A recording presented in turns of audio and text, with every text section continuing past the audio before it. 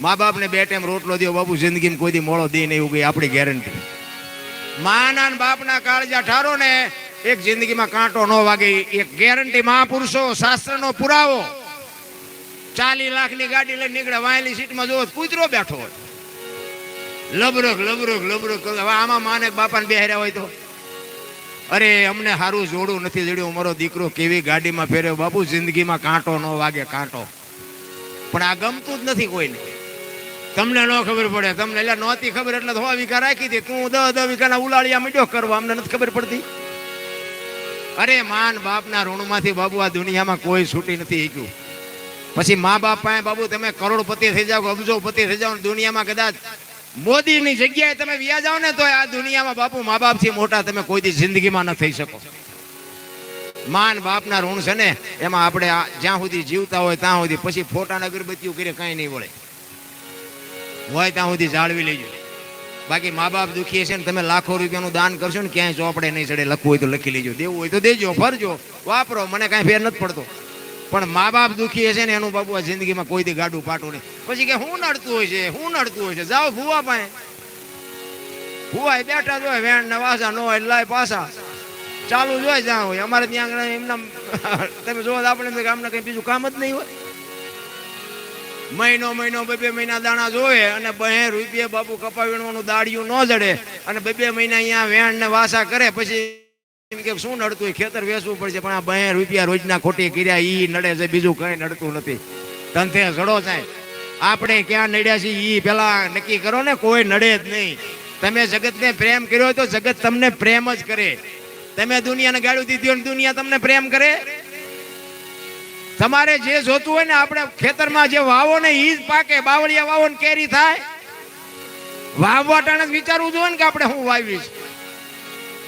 બાવળિયા વાવીને કે માયવા કાંટા કેમ થયા, કેરીઓ કેમ ન હોય, પણ તે વાયવા છે જ કાંટા. કાંઈ નડે જ નહીં રામ. મને તો એમ થાય સતયુગ ને દ્વાપર ને ત્રેતા ને બધું જવા દો. અત્યારે બધા કહે છે કળિયુગ છે, શું ઘટે છે એ મને કયો ને. શું ઘટે? વાહન મકાન રૂપિયા લોઢા વામાં ઉડે બાપુ, મજા કરે એવું છે. કોઈ થીગડા વાળું લુગડું પહેર્યું મને દેખાડો તો. હાંજનું અમારે ઘરમાં ખાવા છે ને સવારે અમારે ઘરમાં ખાવા નથી એવું ઘર હોય તો મને દેખાડો તો. આ તો રોવાના એવાયા થઈ ગયા. મોંઘવારી બહુ. આ મોબાઈલ ને મોટરસાયકલ ને દિવાળી મૂકો ને શું લેવા સોંટ્યા છો? 100 રૂપિયા પેટ્રોલ ના ત્યાં તો બીડી લેવા જવું હોય તો હોન્ડા ને કિક મારે તો આને મૂકી દો ને. કાંઈ મોંઘવારી નથી, ધંધો ન કરવો એને મોંઘવારી છે. આ કપાના 2000 ભાડ્યા હતા ઈ નથી દેખાતું. તેલના ડબ્બાના કે 28000 થઈ જાય, પણ કપાના 2000 ત્યાં નથી ભરતા હતા. હું અમારા ગામના કોળીના અહીંયા 2.5 રૂપિયામાં હાથી આંકવા જતો હતો. તમે સાચું માનતા હોય કે ન માનો. અત્યારે ઘરે કંદડે એવડા બપોરે બહે લઈ આવે. ઘરે કંદડે એવા હો, કામ કરે એવા નહીં. 2.5 રૂપિયામાં દી ઉગ્યો ન હોય ને અંધારામાં વ્યૂઝ આવવાનું ને અંધારું થાય ને જ્યાં સુધી હુજે ને ત્યાં સુધી હાથી આંકવાનું. 2.5 રૂપિયા આપતા. જીવણભાઈ અમારા ગામના કોળીનું નામ છે, તમારે કોઈક દી આવીને પૂછવું હોય પૂછજો. જીવણભાઈ ને અહીંયા હું કોળીની હાથી આંકવા દાડીએ જતો. હવે અત્યારે તમને કહું દાડી કેવડી છે. આપણે જે આવે છે એ આપણને નાનું જ લાગે છે. આપણે જે દેવાનું છે એ બહુ મોટું લાગે. મોંઘવારી છે જ નહીં. ધંધો નથી કરવો ને એની મોંઘવારી છે, બાકી કાંઈ છે જ. બાકી જીવવા જેવું છે મને એટલી ખબર પડે. આપણે હું તો ગામમાં ગયો હોય, સુરેન્દ્રનગર ગયો હોય ને તો આપણે એમ થાય ભગવાન આપ્યું છે, આપણે છોકરા હાટું કંઈક ભાગ લઈ આવી ને એટલે આપણે એમ થાય ભગવાન આપ્યું હોય તો શું હાલો ને આપણે થોડું કાજુ બદામ એવું બધું લઈ જાય. પછી અમારા દીકરા નાના ટાબરિયા હોય ને એને એમ કહું હાલે બેટા તારા ભાગ લઈ આવ્યો. આમ કાજુ બદામ નાખું તો મજા પાટું મારે નથી ખાવું. હવે ખા ને પારલે નથી ચડ્યું અમને. એવો જમાનો નથી. તમારે કલકત્તા જઈને આવવું હોય સાંજે વી આવો ભલા માણા. આપણા ગઢા ટાંટિયા તોડીને મરી ગયા. શું ઘટે છે મને તો એમ થાય કે આ દુનિયા હું રોતી છે એ નથી સમજાતું. આ તમે ઇતિહાસ ખોલીને જોવો તો તમને ખબર પડે. તમે હું રામ રામ રામ કરી છે. સીતાજી રામને પરણ્યા, આખી જિંદગીમાં હારો દી ન ઉગ્યો. શું એનું કર્મ છે વિચાર કરજો. સીતા મંગળ 4 ફેરા રાઘવને ફરી, પણ કાયમ દુખણી કાળડા બાપુ કોઈ દી હારો દી ન જોયો. તમે વિચાર કરજો. મિથિલા નરેશની દીકરી તમે વિચાર તો કરો. શિવ ધનુષ બાપુ કોઈ હલાવી ન કે એ દીકરી ઘોડો કરીને ફરતી દીકરીની શક્તિ શું હોય છે. કેટલી દીકરી હેરાન થઈ. તમે આ ઇતિહાસ ખોલો તો તમને ખબર પડે. રામચંદ્ર પરમાત્મા 14 વર્ષ પૂરા કરીને આવ્યા ને પછી રામે સીતાનો ત્યાગ કર્યો ને. લક્ષ્મણ રથ લઈ અને મૂકી આવ્યો ક્યાં? વાલ્મીક ઋષિના આશ્રમ. એ વાલ્મીક ઋષિના આશ્રમે મૂકી અને પછી વાલ્મીક બાપુ સીતાજીને પૂછે છે કે બેટા સીતા, કે હા બાપુ. કે રામે તારો ત્યાગ કર્યો એ તને ખબર છે? તો કે હા બાપુ. તો કે તને દુઃખ નથી થતું? તેથી બાપુ આ ભારતની આર્ય નારી આપણી દીકરી સીતા શું કહે છે ખબર છે? કે બાપુ બાપુ અમારું તો રઘુકુળ છે, અયોધ્યાનું રાજ છે, અને અયોધ્યાની ગાદી ઉપર હરિશ્ચંદ્ર રાજાએ તારામતીને વેસી નાખી હતી. હજી રામે મને વેસી છે ક્યાં? વિચાર કરજો. આટલું જો સમર્પણ હોય દીકરીનું, તો અત્યારની દીકરીઓ પાણીના લોટામાં કે ઘરને ધંધે લગાડી દઉં, આખું ઘર આમ કરી નાખું, તમારા ઘરમાં નળિયું ન રહેવા દો, તમારા બાપુજીએ ગોઠવા. શું તમને મને દુઃખ પડ્યા છે? અરે મીરાને પૂછો, દમયંતીને પૂછો, સીતાજીને પૂછો. અયોધ્યાનો મહારાજા દશરથ, અરે માફ કરજો, અયોધ્યાનો મહારાજ હરિશ્ચંદ્ર કાશીની બજારમાં રીંગણા વેચી બૈરું વેચી નાખ્યું. વિચાર તો કરો. તારામતીને હરિશ્ચંદ્ર રાજાએ વેચીને, ત્યારે જો તારામતીએ કીધું હોત ને કે તમારે વેચવું એ વેચો, મને નહીં, તો બાપુ આ દુનિયામાં મહાધર્મ ન હોત.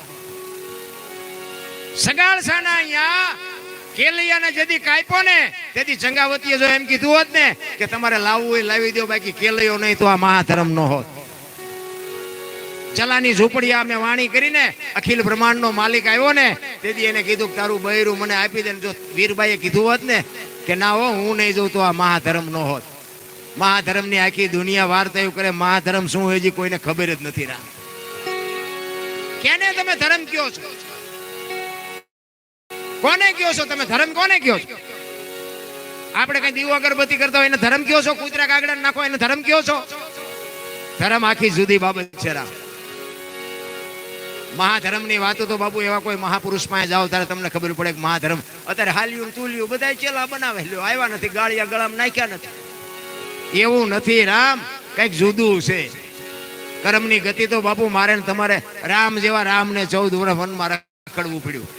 ભીષ્મને તમે વિચાર તો કરો, થઈ થાવીને થાસી આવો ત્રિકાળ જ્ઞાની મહાપુરુષ ગંગાનો પુત્ર ભીષ્મ છેલ્લે બાણની પથારીમાં હોવું પડ્યું. એનું હું કર્મ છે?